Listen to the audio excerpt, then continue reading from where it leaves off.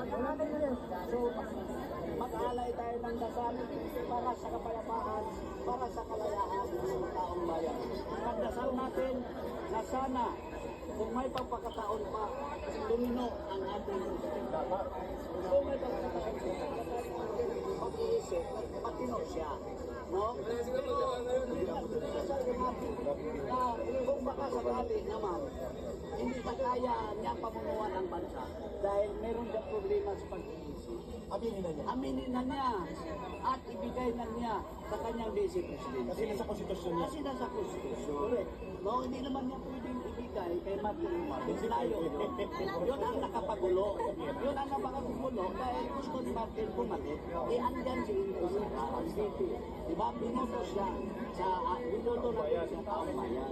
So kailangan dahil alam ng taong bayan na ang tulungan natin President SBBM hindi makapag-perform ng kanyang trabaho isip Presidente, hindi niya kaya ngayon bumabawa ng yung At yan ay hindi iligal na panawagan. Nasa saligang batas yan. pagkataon ni walang Sa kamara, nasa Pilipino, sa Kongreso ang mga tunay na kawasan.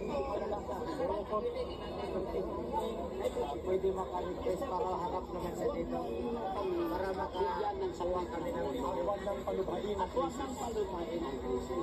Alam na, total, binuto ka naman namin. Total, ikaw man ang binuto namin. Pero kung hindi mo kaya, talagang nakikita ka din namin na hindi mo kaya. Aminin. Yusik Benranque, pakinggan po natin mga kababayan, bigyan natin ng paggalang din ang pananampalataya ng ating mga Muslim brothers and sisters. May representante po sila dito. Thank you Yusik Benranque and Brother JM.